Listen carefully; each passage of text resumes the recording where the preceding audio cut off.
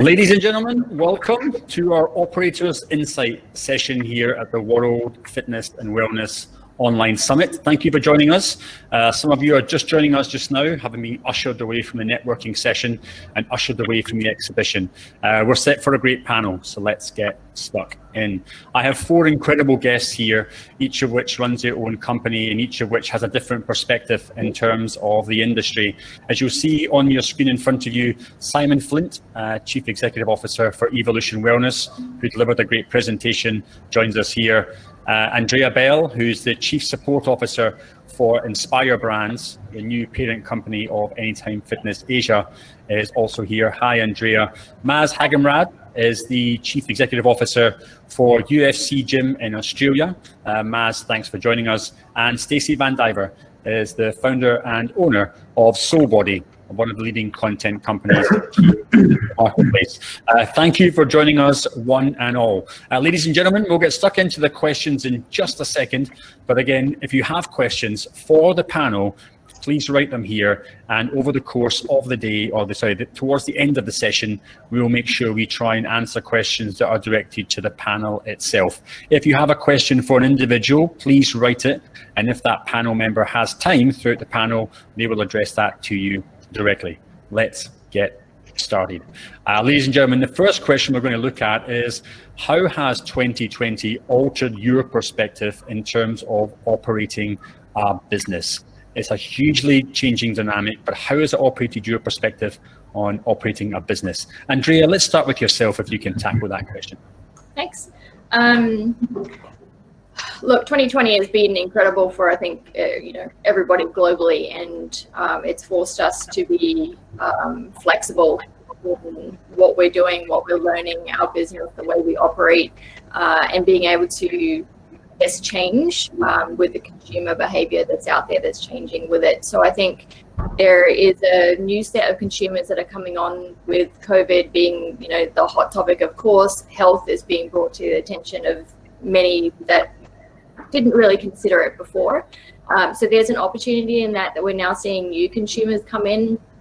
Of course, there's a lot of concerns around the safety of gyms, which we all know not quite the issue, but it's out there regardless. And so we're seeing some members leave, but we're also seeing opportunity with new members that we haven't had that opportunity before. And so it's being able to be, introduce new programs that allow us to have those members. And being able to have different offerings, to capture those members. Thanks, Andrea. Same question to you, Maz. Obviously, you're operating some pretty large facilities down in Australia. What are your thoughts on reflecting back on this year on how to operate a business? Yeah, can I just start by saying that our thoughts are with the people of everyone after this morning's tragic events. It's really hit hard here. We've got a huge population. I mean, a few of our clubs in a very heavily, densely packed Lebanese community. So I just wanted to say that it's been quite traumatic. But to your point, the biggest thing that's come of this for us is now safety and comfort at the forefront of our conversations. Everything we do, be it with staff, be it with members, be it with consumers, the discussion starts with safety and comfort. And you never thought that was at the forefront of the fitness industry. It's part of, you walk in, you expect that the facilities are clean, that you've got access to wipes and to clean your equipment down, everything is done in the dark of the night, you assume is done. Now our cleaners come in while our members are training to clean the facility, because you need to visualize and show that this is a safe place for you to come and participate in whatever activity you choose to. So, and that's been the biggest one. I think that will be the norm moving forward. Okay, thanks, Maz. Simon, obviously, great presentation this morning. Thanks very much for your thoughts there. What are your thoughts more generally, just following up on this question about how to operate a business going forward? I did touch on it earlier, Ross.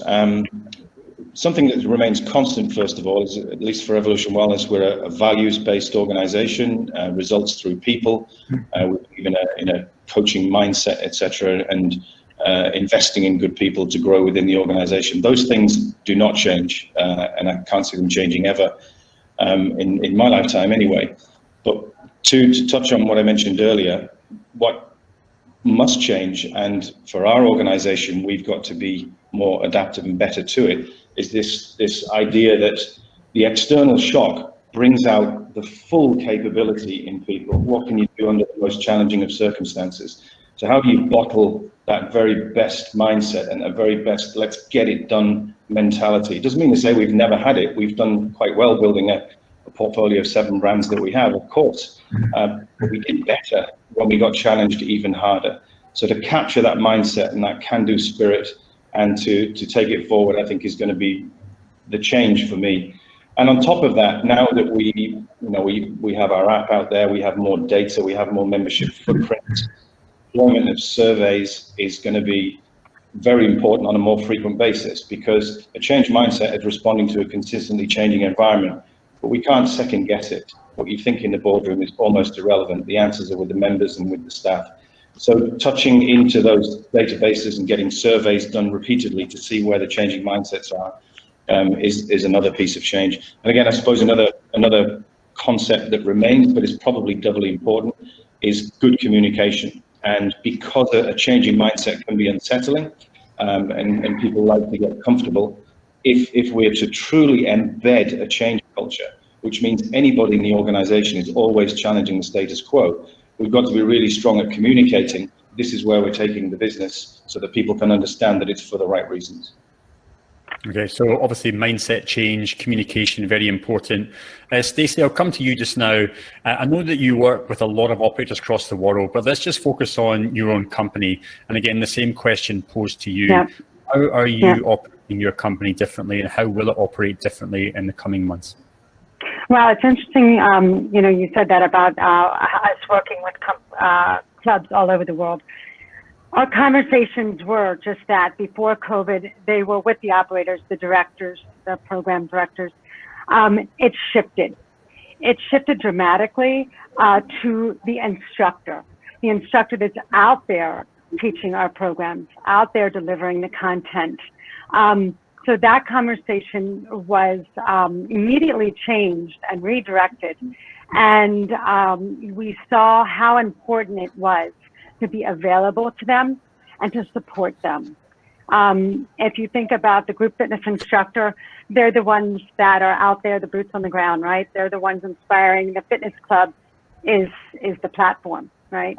And the group fitness instructor is in there keeping those members engaged. So all of a sudden, these group fitness instructors had the rug yanked from underneath their feet, and they were looking for support. And we were really able as a company to provide that. So that was really where we shifted.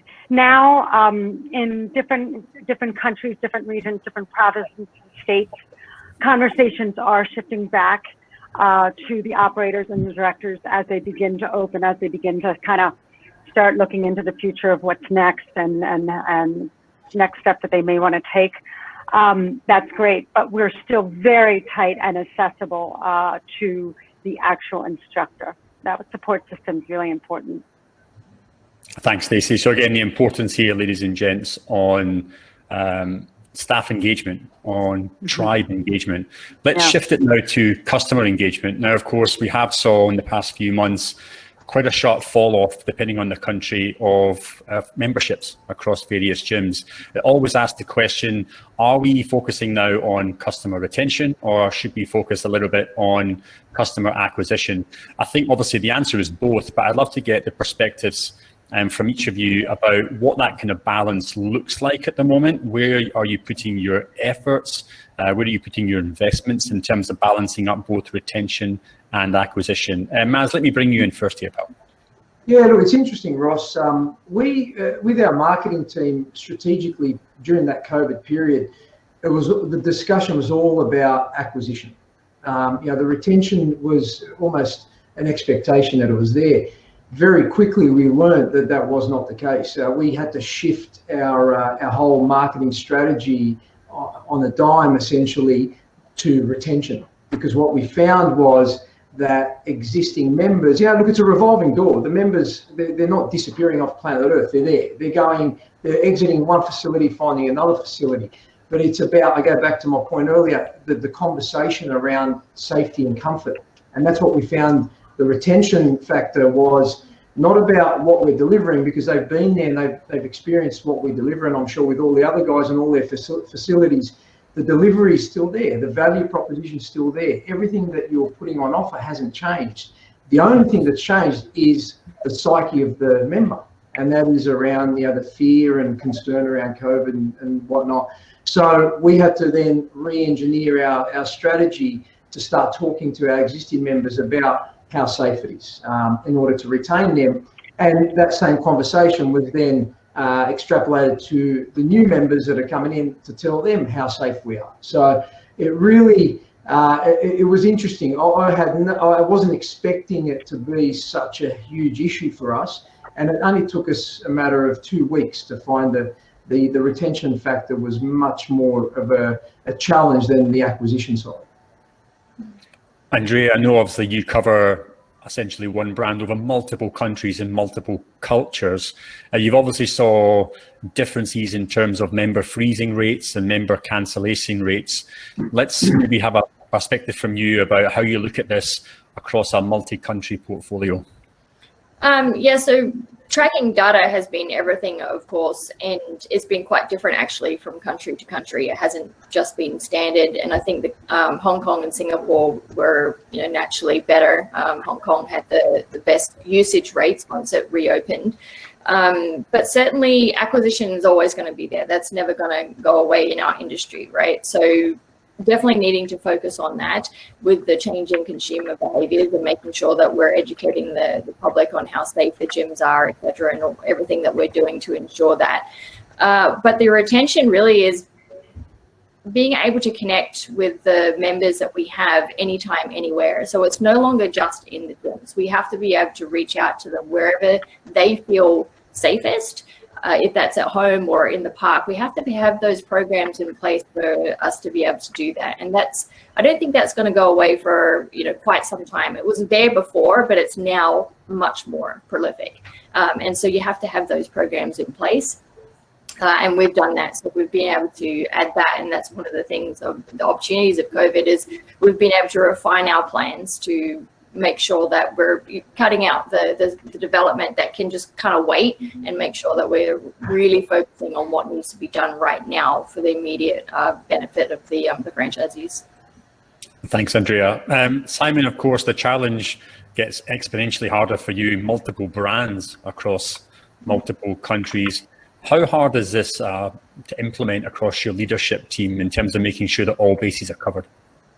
If I switch, I mean, the question being which is a primary focus, retention or recruitment of new members. If I switch the question or the term retention to engagement, because if we think about retention being trying to stop people from leaving, it's a different mindset. Actually, it's the engagement piece which matters the most. And if we're honest with ourselves, we don't need to worry too much about acquisition if we've absolutely got the engagement piece right, because when you do that, people will advocate, and that is your sales machine. When you're scaled up and you've got bigger numbers, that's harder to maintain. It's probably easier in the boutique world because there are smaller numbers and it's a bit more personal, but it's still an attitude combined with a process, if you like. But to be specific about the question, we were quite resolute in making sure that the first couple of weeks our focus was on those members who were coming back, to make sure that they felt as absolutely as safe as possible in order to go and advocate and pass that message. In fact, we're taking some sound bites in the Philippines right now to help support the opening of people who've come to take a look, to say, I was amazed how clean it was. It's cleaner than any restaurant I've been to. It's cleaner than my own home, that kind of thing. So that message from those normal members, those regular members, is going to be something that helps us to attract new ones. However, I have to say, again, being very transparent about it, I'm not shy, and our organization is not shy to promote the acquisition of new members in the sales and marketing space. Why? We lost a chunk of members during this lockdown period. I'm sure everybody did. We are a business who employs 7,000 people, and for us to continue paying 7,000 people and to be able to survive with rents, etc., we've got to make sure that we still work as a business. So we're unapologetic about attracting new considerers to our brands. but it's crucial that every existing member never feels compromised in safety at this moment in time. Thanks, Simon. Let's keep on that theme of engagement. And Stacey, I'll swing over to yourself and maybe talk about engagement in terms of technology. There's been talks today about technology. There'll be a lot of technology talks later. How are you utilizing technology now in your business? And has it become even more important than ever before? Actually, it's been a blessing in disguise. Because these were the conversations we were actually having before COVID happened. Technology in the sense of teacher training and education. The fact that COVID happened, again, technology wasn't invented because COVID happened. It just got accelerated, right? So us being able to take our content, the written content, and transfer it into digital content, because it was already there and really strong and tight, and our team we've got a really tight team of very experienced educators, we were able to take that content and put it right into the digital space. So whether that was a live teacher training or even the online courses, it was meeting that accessibility that was not possible in person.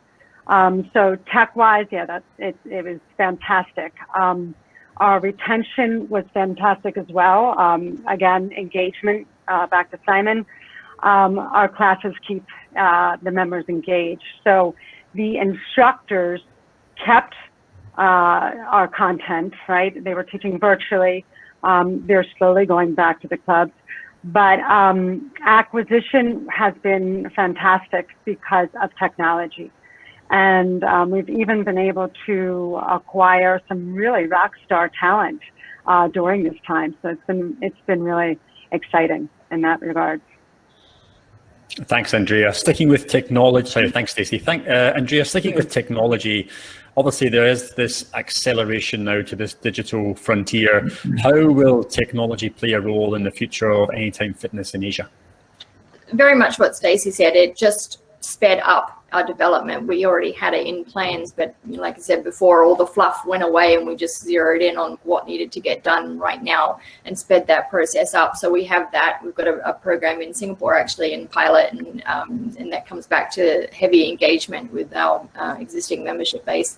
But the whole talk right now is about all these digital platforms that are out there, and we've had this conversation multiple times, right? And there's good content out there, and there's not so great. But I think the one of the opportunities through this is that no matter what, just reaching out to people, even if it's not so professional looking, that technology is now something that everybody feels comfortable with. And reaching out over Zoom, whereas people weren't so great on video and stuff before, but now everyone feels pretty great with it, and that has changed, and that's now commonplace to just pick up and see someone's face rather than just a phone call. So that's changed. The perception there is much improved. So we've got new programs, new digital, but also there's new cleaning technologies coming in. It's not just the digital exercise things that are out there now. There's new cleaning technology. There's new technology to help the check-in process. As we know, the check-in procedures, particularly in Singapore, have been quite intense for the staff to monitor and manage. So there's all sorts of new technology coming out that we can implement to make sure that that's a more streamlined process for them. So there's a lot of new stuff coming in. It's pretty exciting. Thanks, Andrea.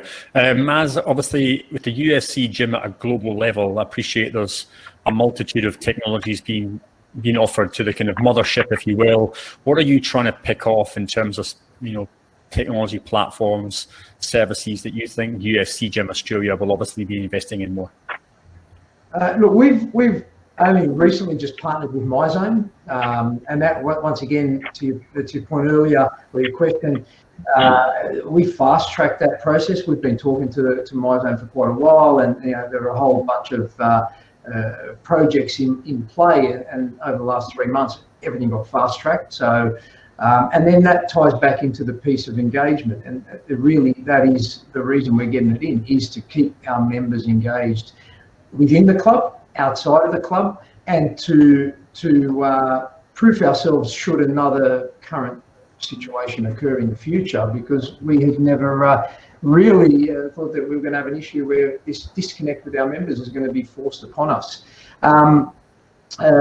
We've also, during that time, we've got a new app where now we have digital content on our app. So, once again, it was a longer term project for us, probably 2 to 3 years, that we made it happen within 6 weeks, where we got our app live, and now we've got digital content that pushes to members. We've got some paywalls in the app that we can give certain members access to at additional fees and charges, be it challenges, so forth and so on. All that technology was a 5-year plan for us, and it happened in a matter of 3 months. Simon, we talked earlier on, of course, in your presentation about technology. Your newly launched Circuit CRM system is one of these new products coming out into market. Any further thoughts on technology within Evolution Wellness you want to share here? Well, when I think about the audience, the people that are listening to us now, I think, well, who's out there? There are single studio, multi-studio to multi-brand and multi-site, the whole range. And I think the technology provide different things for different people. The question I would encourage everyone to ask, because I'm conscious that people may rush to, everything has to be digital and we've got to invest in technology, and technology is the answer to everything.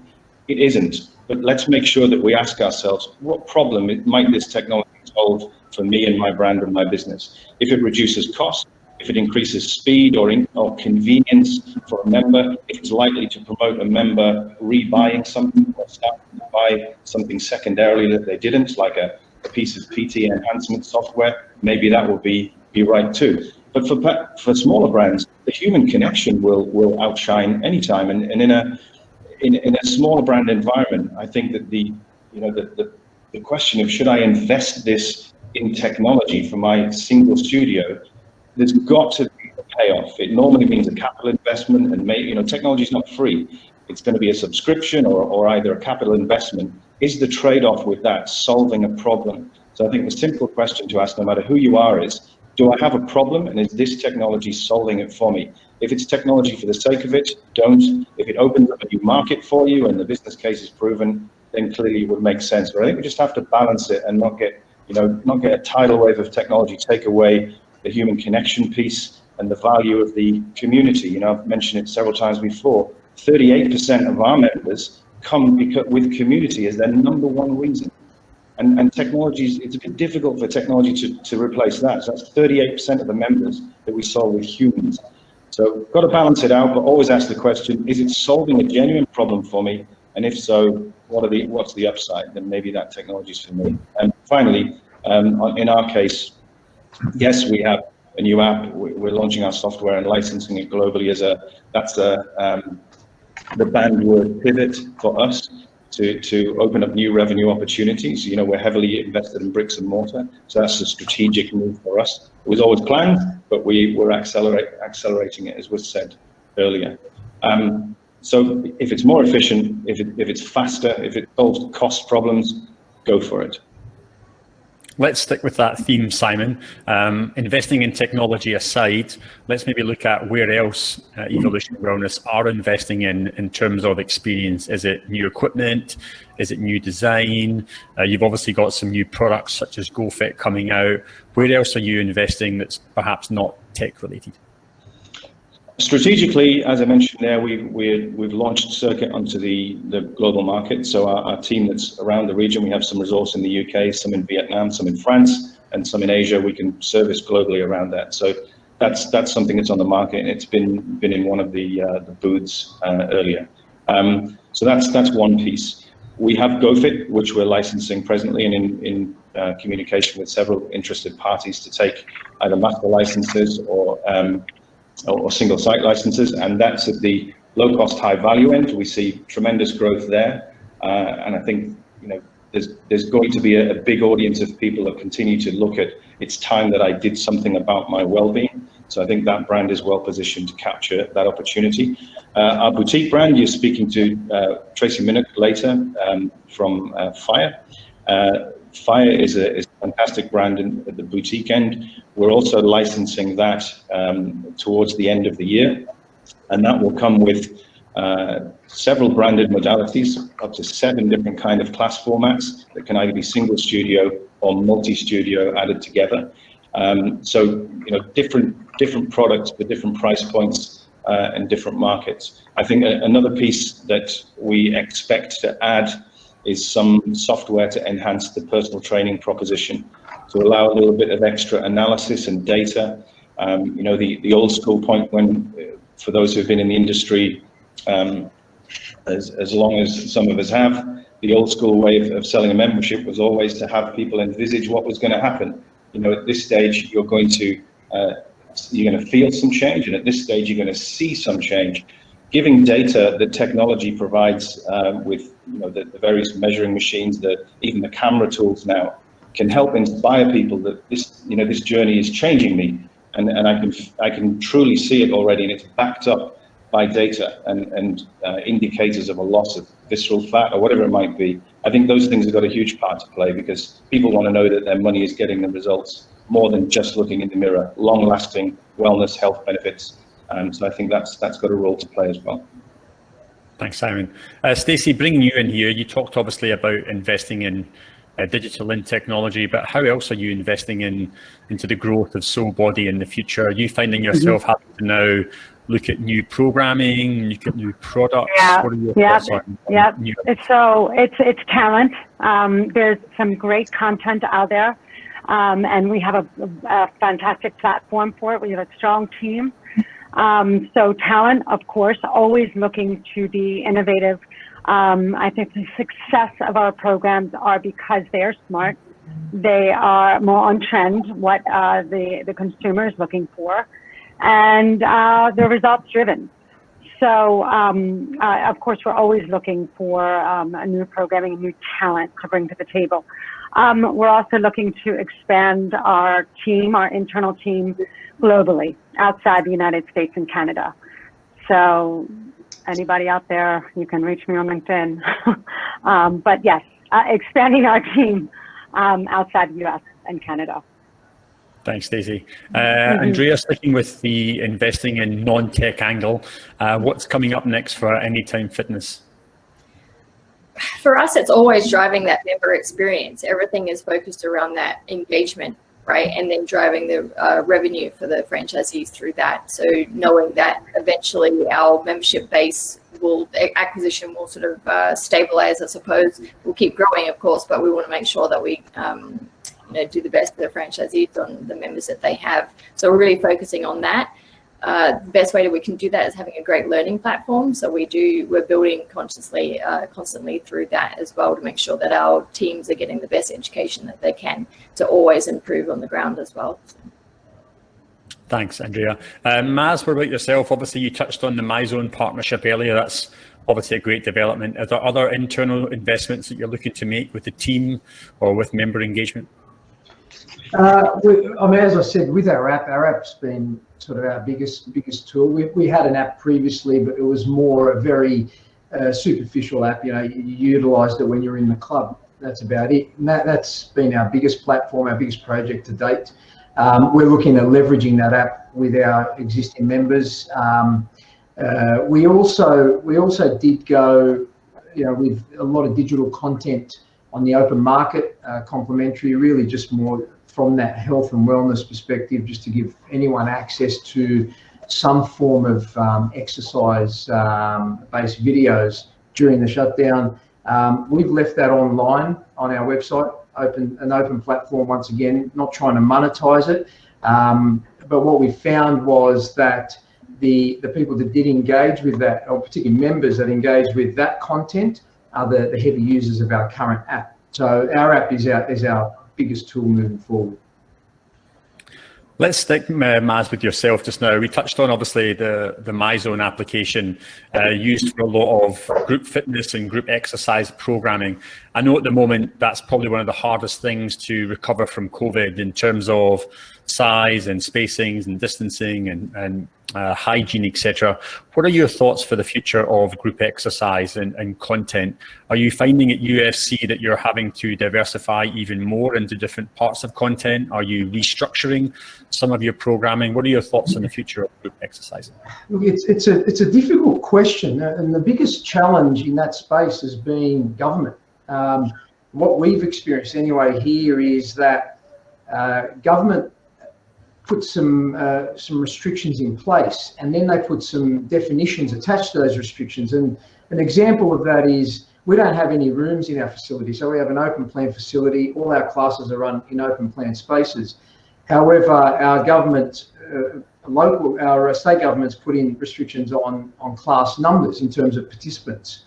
However, the definition around that was within a room, meaning 4 walls and a ceiling. I mean, and in an open plan facility, we couldn't figure out, even working with Fitness Australia here, it was such a challenge just to understand what is it that we are allowed to do or not allowed to do. And we found that state to state within Australia, it's so different. I can only imagine globally how different that would be. So what our biggest challenge is, what is it that is permitted to be done? And we're happy to follow that. I believe that, you know, obviously social distancing, I think, is here to stay for quite an extended period of time. I think it'll become the norm, not the exception, in terms of just human day-to-day life. And moving forward, that'll be what dictates our class participation numbers. I did a round this morning in our club, and you know, our classes are full. Our wait lists are 50% of what our class capacity is. Our wait lists are full. Now we're having to look at, from a commercial perspective, of charging you know, no-show fees to classes, and we don't like to do that, but we have to in order to be able to manage class numbers. I mean, I feel as if class participation at the moment is the highest it's been since we started in Australia, and I don't know whether that's a cause and effect thing, you know, being told that you can't go so you want to go, or whether it's just purely that people want to participate in classes more. I think we're seeing here in Singapore certainly a want for those classes, but of course the government restrictions, as people know, are very burdensome. And so I think people are operating at around about a 30 to 40, maybe 50% of group class capacity here in Singapore, which has been incredibly frustrating. Andrea, of course, being part of a 24-hour 24/7 gym, you've got, I suppose, the normal gym access, you've got a lot of latecomers, newcomers. How is your thoughts on how you invest into the future of your group exercise? It's really challenging with the restrictions that are put in place in our smaller footprint as well. We've had to, in many cases, utilize the studio space for the gym equipment to spread it out. So in some clubs, they're just not, they know, same as what Maz said, there's not going to be big group classes for quite some time. So how do they adjust with that? I think small group training, going back to that, where you've got sort of 4 to 6 participants, where you can really focus their results and drive their performance through, you know, a lot more engagement with the personal trainers and the coaches. That will be where we're at. That's going to be what we're going to be focusing on for quite some time. They're the ones that we're just going to have more of those. With the technology, of course, that we have out now, we're able to bring in some remote coaching through that same process. So whether we're doing those at the same time, you've got some people in club that are doing the class, as well as together with some people that are outside. So I think that's where we'll be focusing on those smaller numbers and really driving those results. Thanks, Andrea. Simon, you're obviously quite rich in content across your various brands. Where do you think you have to change? Is change needed at a fundamental level? Are you looking to invest in particular types of programming? Love to get your thoughts on where you see this part of the market moving forward. Coming back to that point, Ross, about data-driven decisions is something that we're piloting and we're surveying, and we're piloting and we're surveying. So different markets have had different approaches to the at-home virtual piece. We've done a lot of free programming during the lockdown. In Malaysia at the moment, we're running a paid-for pilot off the back of a survey that expressed a reasonable amount of interest in doing so. But one key thing is that the expression of interest in paid-for at-home classes was different when people are thinking about today's environment, where we're under restriction, where there may be a little extra risk, and some people may have an elderly relative at home and they don't want to go back into a club environment. So it's relevant for them now, but not necessarily always relevant. Some have said, yes, I think I could pay a bit extra for my monthly fee to have this as an add-on, because if I get caught in the traffic, I might then do a class at home. That might be good for me. So there seems to be a reasonable level of interest. But you know, when I saw the results of your survey earlier that said 56% of the people on this call are suggesting that a hybrid model is highly likely. Well, that's what we think. But I think we all need to make sure that we poll our members under what circumstances is this likely, and what would you pay for what? It's so important, because again, it's not free to switch this on. We have to invest. And if people are looking for good quality and 4K video and balanced audio without any kind of feedback, great lighting, that costs.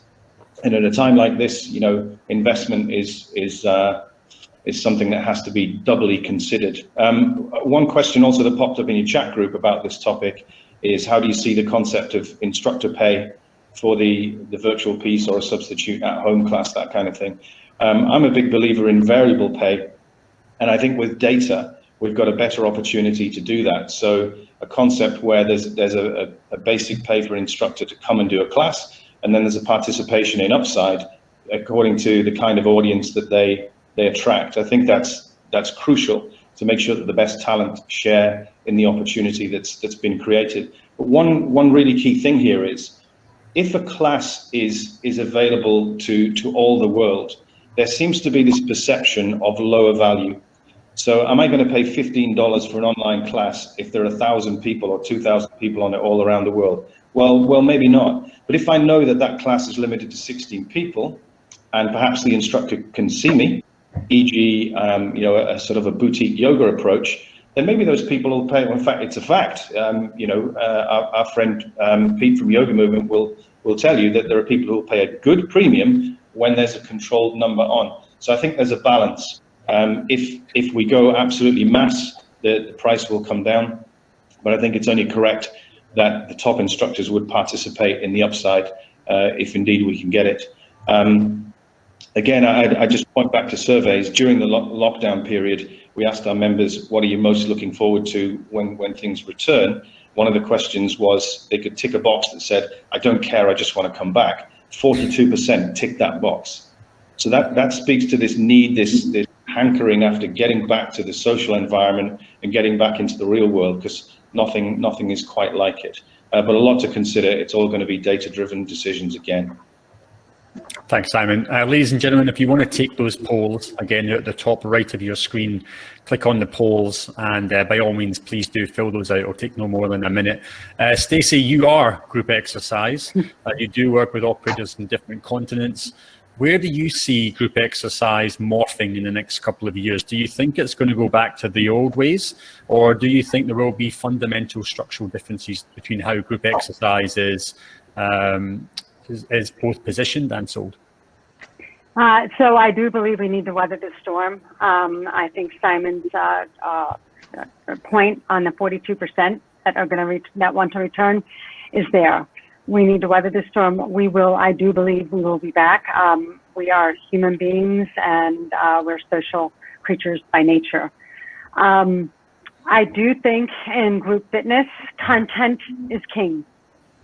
Content and consistency are really, really important. And I think that the sooner you can start getting that feedback from your members of what they're looking for, what are they doing outside of your club, what are they doing on the apps, because lots of them have these dual memberships, and listen to that and put that content into your club. There's your retention as well as acquisition. I have a great story, and I know Mo Hagen is on this, is in this panel right here listening. We work with Good Life Fitness in Canada, the largest club in Canada. And a couple years ago, she realized again that she needed some fresh content. She partnered with our company and brought her team to the table. And we worked with a great deal of instructors Those instructors came on board. We teamed up with them. We got them suited up. And the group exercise participation, Mo gave me this stat. It was so beautiful. 6 months, 6% increase in group participation because of those classes alone. It just goes to show you how much content is king, education is king, and consistency is king. And still to this day, before the club shut down, the latest report I got, our classes were above class capacity across the board. So again, back to my point, find that content partner. There's a great demographic design that I love to show, and it's a continual circle of success, win-win-win, where if you look at the health club that partners with the programming company teams up with the instructors touch the members, and the members are back into the health club. So there's that, again, success, win-win all the way around. And we see that time and time again. Thanks, Stacey. We've got one last question, ladies and gentlemen, and then we'll take a couple of questions from the audience. We touched a lot about engagement. We touched a lot about retention.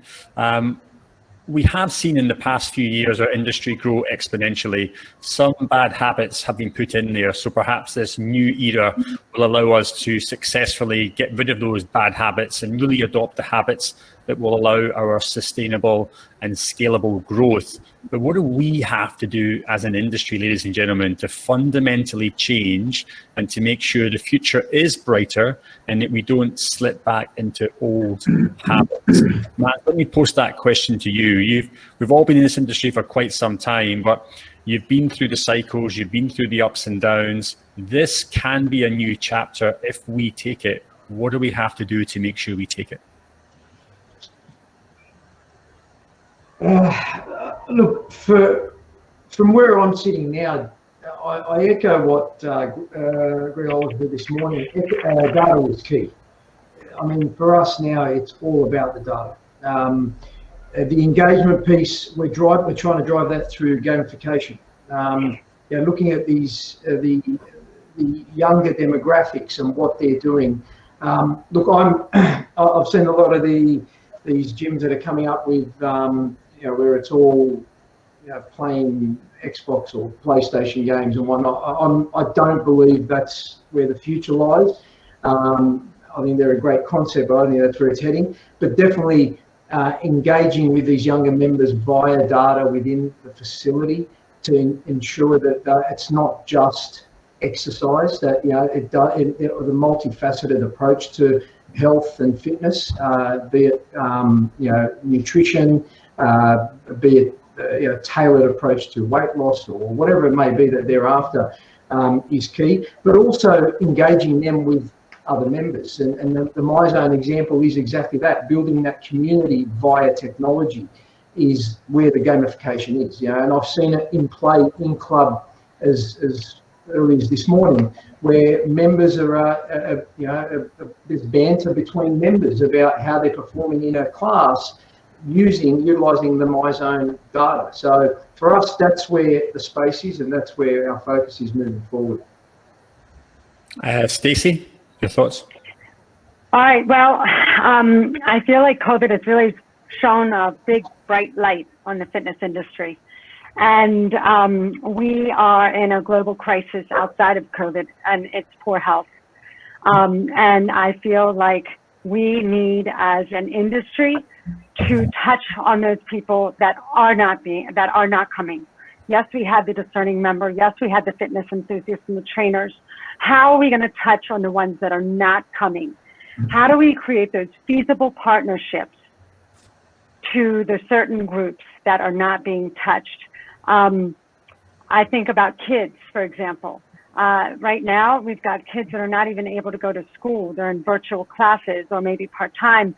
Maybe there's no budget in the government for physical activities. How do we form these healthy habits for these kids and put nutrition and movement and exercise in their life? So let's create that feasible partnership with the education system or the government to give these kids, whether we go to them or they come to us. The seniors, another group that needs to be touched on. There's plenty of poor health there, and they're not being touched on. How do we create a partnership with the senior centers or the assisted living communities where they are? I do believe that we can think outside the box. We all have a major role to play. Collaboration could not be more important. I think we need to really come to the table and work together and figure out how our businesses as well as people can thrive. Thanks, Stacey. Andrea? I think one of the great things of coming through this is that the fitness industry has collaborated like never before. And I think we started to see it about a year ago, and certainly in Asia, that's what I saw. Now we are almost forced, and it's a good thing. And I don't think any of us feel, twisted arm or anything. It's great that we're able to work together and start lobbying the governments as we have.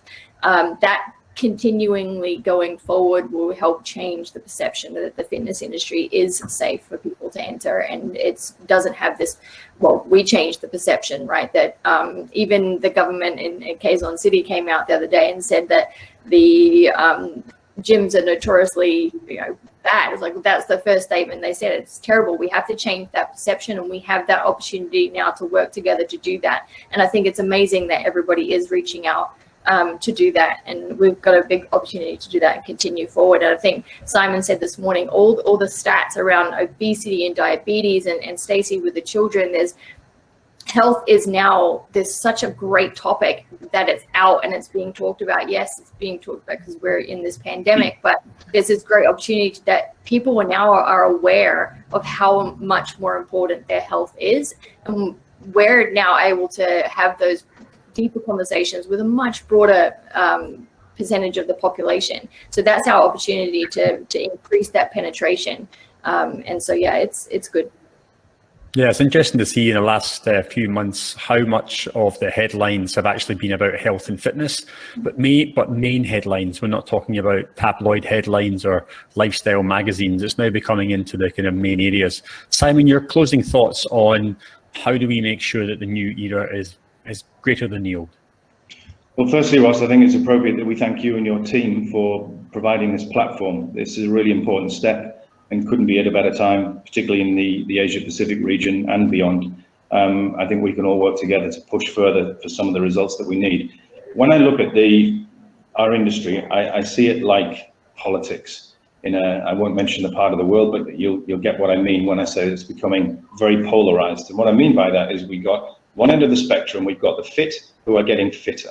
We innovate, we give new challenges, we give new classes, and they might come twice a week to 3 times a week to 4 times a week, elevate their personal best in terms of what they can lift, how fast they can go. The fit are getting fitter and getting tremendous value from whatever brand they go to. Whilst those in most need are increasing their risk exposure and at risk of becoming one of these ever increasing horrible statistics. So whilst the addressable audience is very wide, the attracted audience is too small a subset of that addressable audience. Now, it doesn't mean that any brand can just change what it is and appeal to everybody. But one of the challenges I think we all face is that those who are at the greatest risk feel that they have to get fit before they can come to one of our facilities.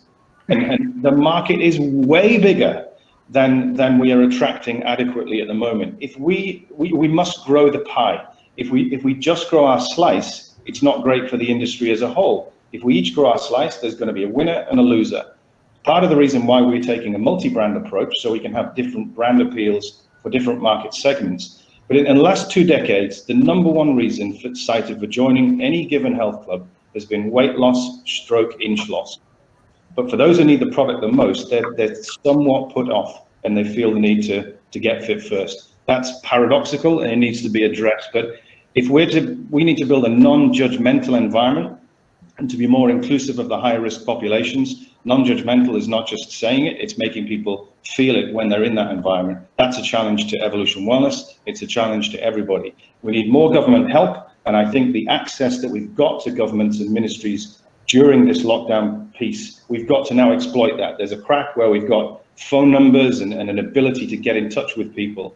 Evolution Wellness is going to be playing its part in getting in the face of government and saying, what do you need that we can, promote this together? Singapore, for example, has been so forward thinking in that sense. I know it's been a challenge with the restrictions, but that's because Singapore is so focused on public health. We've got to encourage other governments to think in a similar way and promote the industry, tax benefits, tax relief, all kinds of things to get people to want to play a part. So we've got a big survey happening at the moment. I'm going to be very happy to publish parts of that and work with governments to help improve the conditions. To Greg Oliver's point earlier, I think we can work with universities and get theses sponsored to have a look at the results of the fitness club population versus the non-fitness population, with COVID and without. But that's got to be up the agenda. Addressable audience is that big, attracted audience is that big. We must grow the pie together, not just our slice. Thanks, Simon. Yeah, it's interesting to see, ladies and gents, how we as an industry are going to be marketed in the future. I think we have saw this migration by a lot of brands into being more wellness focused, into more lifestyle focused. I know Yannick has asked the question, how much do we really have to market the wellness angle? I mean, people are looking for better health and fitness, but perhaps, we don't do as good a job as we can as an industry to really market the fact that we are healthcare. We are mostly marketed traditionally as fitness. I'll ask an open question to the panel. Where do you see in terms of, how we market our wellness services? Do we have to maybe move our positioning to be more healthcare focused? Do we have to be more wellness focused? Or is traditional fitness going to see us through? Any takers on that question?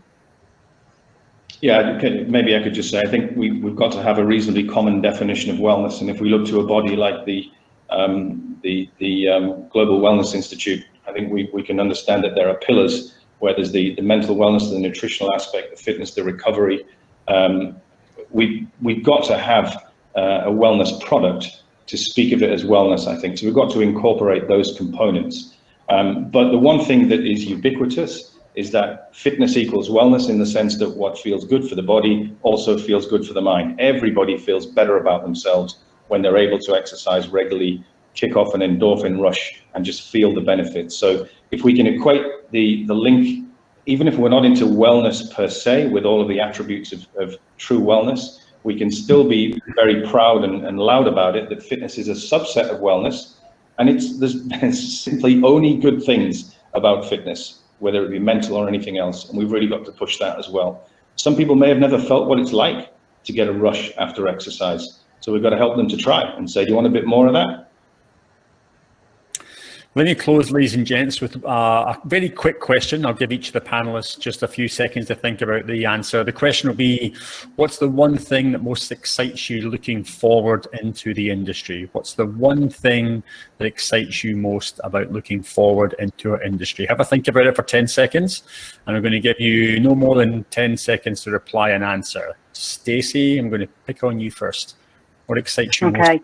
I mentioned it earlier in our conversation that the line is actually blurring between fitness and health, and it's becoming wellness. And I do think that can also be added not only through, like Simon was saying, the exercise and the movement, and yes, it's great for the mind, it makes us feel so good, but how can we bring in the mindfulness of meditation? How can we bring in education on nutrition? That is huge. Our diet is 80% of our makeup, and lots of our illnesses come from poor diet. So how can we, as health clubs, facilities, associations, community centers, how can we educate on a whole level, which is wellness? That's what I'm most looking forward to, and I think those conversations are finally starting to happen. Thanks, Stacey. Andrea? Yeah, agreed. I think wellness is about the whole person, right? So fitness is about just one particular area of you, but wellness is about the whole person. If we're not focusing on that wellness of that every individual person that comes into our gym, then we're missing a huge opportunity. So we have to be able to target those things. We have to be able to look at the, like Stacey said, the nutrition part of their program, and the mental health is so great that it's being talked about all the time now, that people are aware of it, and that it's not this stigma anymore to be able to talk about it. I think that's the direction that we're going, which is it's amazing. So we have to be able to look at and have a program that fits the whole person, and to not just treat just that one area, but all of it together. So that's a great opportunity. It is, absolutely. Maz, closing thought? Yeah, look, I think the most exciting part from where we sit is the reset. We're getting a second bite of the cherry. We're getting to reinvent our business. You never get that pause in any industry. And for us, it's been about being able to reset, relook at where we're heading, and adjust moving forward. And I think that's exciting. Not many people get that opportunity to do so. Absolutely. Simon, closing thought? The thing I look forward to the most in 10 seconds is unleashing the power of our people. The Evolution Wellness team has been hankering to get back to it, tons of passion, tons of energy, and it's been pressure cooked for 4 months plus now. So I just can't wait for every market to get back so we can unleash it and get back to full strength. Big shout out to the team.